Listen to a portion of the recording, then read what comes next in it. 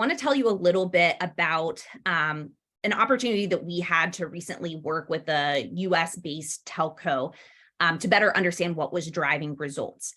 I'll first kind of lay out the why this was important and why we started working with them, and then can talk a little bit about what we did and where those results came in. In this particular case, I think that this is a larger enterprise organization. I'll also, our next case study, talk about more of a middle market type company as well, just because I know that we have different companies on the line here.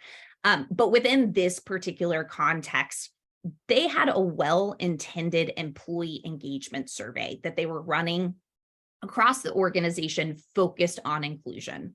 It was well-intended because they wanted to make sure that employees were able to voice what was happening across the organization and how they were seeing the organization respond with improvements. It was well-intended, and we were brought in because it looked like quarter over quarter, the organization was improving on engagement. It looked like they were improving quarter over quarter. And so, everybody said, hey, we're doing a good job. But what was really interesting about that is there was still a big issue with attrition of women managers. And so the data within the engagement survey wasn't actually giving them the full results of how those different populations were experiencing the organization. And so what we were able to do is really help to bring together multiple sources of data. So we were able to bring together multiple, systems of record data, so HRIS, system data, talent acquisition data, engagement data, and other core HR data. And what that allowed us to do was to connect the unique identifiers across these different systems. So because we were able to connect the unique identifiers across systems, we could map out the employee journeys of different intersectional groups.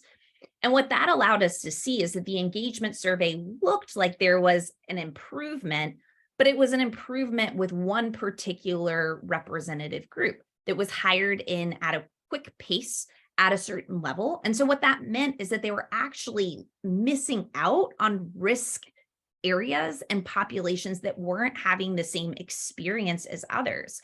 So by being able to look through and filter through engagement surveys to understand who's having a different experience than others, we were able to really highlight, again, those women managers who were leaving the organization. And what that allowed the organization to do is get the learnings around, you may be hearing from the majority, but there might be voices that aren't being heard in those results today. So by being able to understand those risk areas, they could target initiatives to address those groups.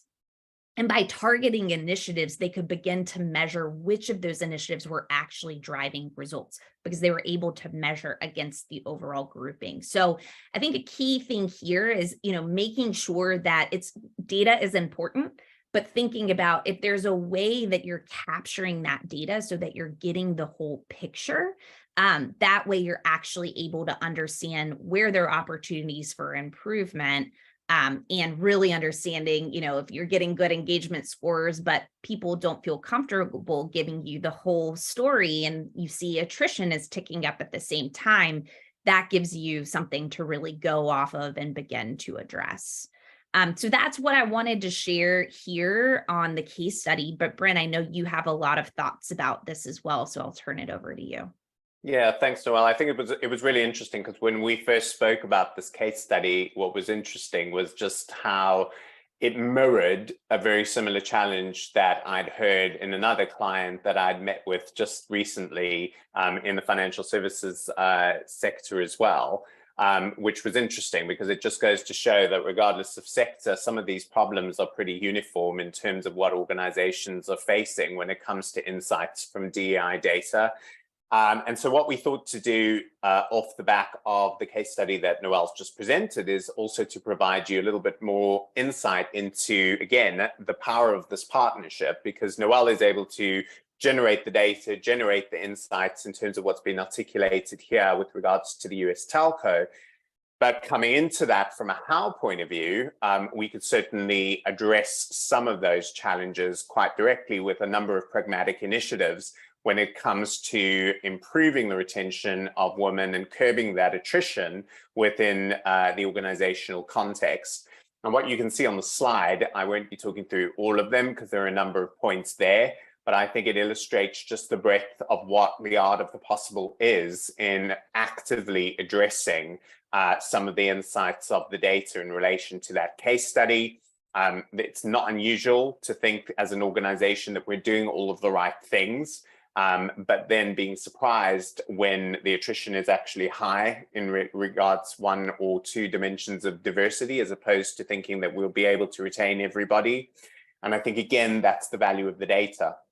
It's understanding more at a granular level what is not working in relation to what we're doing as it pertains to certain dimensions of diversity in the context of this case study when it comes to gender and when it comes to women in the workplace, and then actively addressing some of that based on the data and the data insights, which could be about structural inclusion in terms of revisiting your policies and auditing those for bias and debiasing them. It could be about addressing the gender pay gap within the organization and understanding how you benchmark from an external market perspective in relation to that, and also within your sector. But also from a behavioral inclusion point of view, it could be very focused around creating more of an inclusive culture, focused on retaining, in this case, women in the workplace. And that might be that attrition is happening as a result of a lack of education, awareness, and support around things like perimenopause or the menopause. It might be because there's not a culture of psychological safety that's taken place in the organization, and more needs to be done to address that.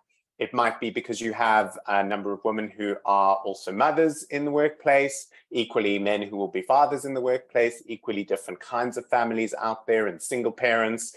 So maybe addressing that through things like working in term time only, which we see as quite a growing trend, specifically within the financial services sector, with some of our clients starting to experiment very much in that space.